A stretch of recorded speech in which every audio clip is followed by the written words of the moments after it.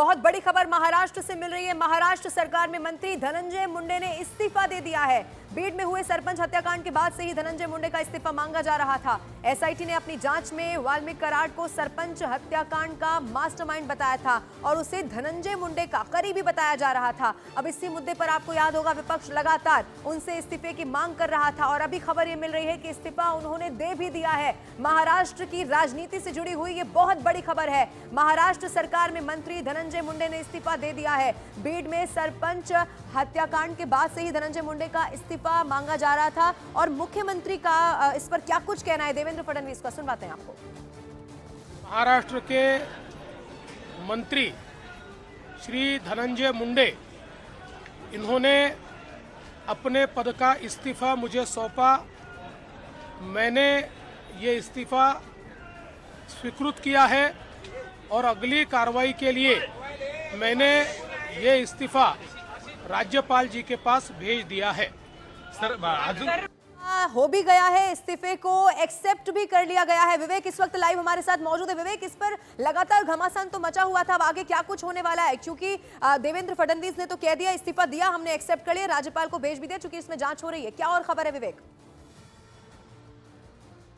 देखिए, आपको बताना चाहेंगे कि ये पूरा मामला जो है पिछले साल दिसंबर से पूरे महाराष्ट्र की राजनीति में काफ़ी ज़्यादा भूचाल लाया होता है, क्योंकि बीड इलाके के जो सरपंच हैं वो संजय देशमुख, उनकी बड़ी बेरहमी से हत्या कर दी गई थी, बताया जा रहा था, क्योंकि बड़े प्रोजेक्ट को लेकर इस हत्याकांड को अंजाम दिया गया था। पुलिस की जांच में पता चला कि इस हत्याकांड के पीछे वाल्मीकि कराड है और वाल्मीकि कराड बताया जाता है कि धनंजय मुंडे का बेहद करीबी है और इसी को लेकर बार बार विपक्ष सवाल खड़े कर रहा था कि वाल्मीकि कराड के इस हत्याकांड में क्या इन्वॉल्वमेंट है। इसलिए कांग्रेस, उद्धव बाला ठाकरे की यूबीटी और शरद पवार के एनसीपी लगातार ये सवाल खड़े कर रहे थे कि इस हत्याकांड में कहीं ना कहीं धनंजय मुंडे का हाथ हो सकता है, क्योंकि जो आरोपी गिरफ्तार किए गए हैं वो धनंजय मुंडे के काफ़ी ज़्यादा करीबी हैं। जिसके बाद लगातार विपक्ष सवाल खड़े कर रहा था कि इतना बड़ा आरोप लगने के बाद धनंजय मुंडे को इस्तीफा दे देना चाहिए। देखिए, पूरा मामला स्पेशल इन्वेस्टिगेटिव टीम यानी एसआईटी ने जाँच की। एसआईटी ने पूरे मामले में जो वाल्मीकि कराड समेत कई आरोपी को गिरफ्तार भी किया। अब कुछ दिन पहले जब इस पूरे मामले में चार्जशीट फाइल की गई तो चार्जशीट में चौंकाने वाले खुलासे और तस्वीरें सामने आई हैं, जिसको लेकर कांग्रेस ने एक बार फिर से मुद्दा बनाया। कांग्रेस के जो सीएलपी लीडर हैं विजय वडेट्टीवार, उन्होंने बाकायदा सोशल मीडिया पर उन तस्वीरों को ट्वीट किया है, जिसमें साफ तौर पर दिख रहा है कि जो पीड़ित है संजय देशमुख, उसको किस तरीके से उनके कपड़े उतारकर उनके ऊपर मारा पीटा जा रहा है, लोहे की रॉड से मारा पीटा जा रहा है। कहीं पर भी चूंकि चार्जशीट भी पेश हुई, धनंजय मुंडे ने इस्तीफा जरूर यहाँ पर दे दिया है। क्या किसी भी रूप में अभी तक इन्वेस्टिगेशन में उनका नाम सामने आया या उनको लेकर क्या कहा गया है? क्योंकि करीबी है, ये तो पहले भी कहा गया था। विवेक,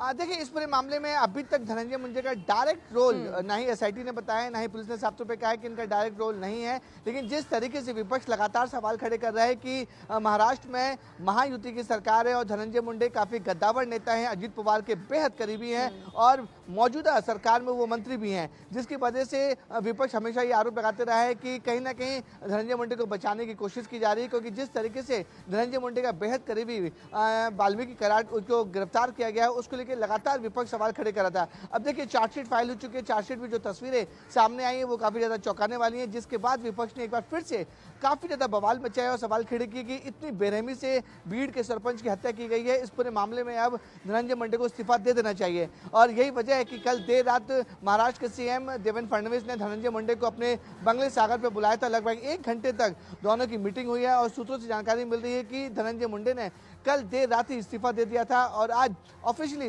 देवेंद्र फडणवीस ने आज विधान भवन में इसका ऐलान किया है कि उनका इस्तीफा मंजूर कर लिया गया है। उनका इस्तीफा और विवेक, देवेंद्र फडणवीस का ये बयान सामने आना और आपने कहा कि मीटिंग भी बुलाई, यानी कि पहले बातचीत भी हुई, ये भी सरकार की स्ट्रांग पोजीशन को यहाँ पर दिखाता नहीं है कि एक संदेश भी दे दिया गया है कि चाहे सरकार में ही कोई क्यों ना शामिल हो, अगर आरोप लग रहे हैं तो फिर कार्रवाई भी उसी हिसाब से होनी चाहिए, कोई फर्क नहीं पड़ता कि अगर वो मंत्री की पोजीशन पे है तो। विवेक, बिल्कुल सही कहा आपने। देखिए, एकदम ये बिल्कुल डायरेक्ट इंडिकेशंस हैं और साफ तौर पर जो देवेंद्र फडणवीस की महाराष्ट्र में सरकार है, 3 पार्टी की सरकार है, बीजेपी, शिवसेना और एनसीपी की, उसमें सीएम देवेंद्र फडणवीस पूरी तरह से लीड करे, उनका साफ तौर पे मानना है और ये भी कहना है कि उनके नेतृत्व में अगर कोई भी किसी के ऊपर भी सवाल खड़े होते हैं और या फिर किसी नेता के खिलाफ कोई सबूत मिलते हैं करप्शन के या दूसरी चीज के, तो उनके खिलाफ कार्रवाई जरूर होगी। तो कहना है कि ये एक क्लियर इंडिकेशन है कि उनके नेतृत्व में अगर किसी भी कैबिनेट मंत्री या कोई भी हो, उनके ऊपर सवाल खड़े होंगे तो उस पर कार्रवाई जरूर होगी। ठीक है विवेक, नजर बना के रखिए। फिलहाल बहुत शुक्रिया।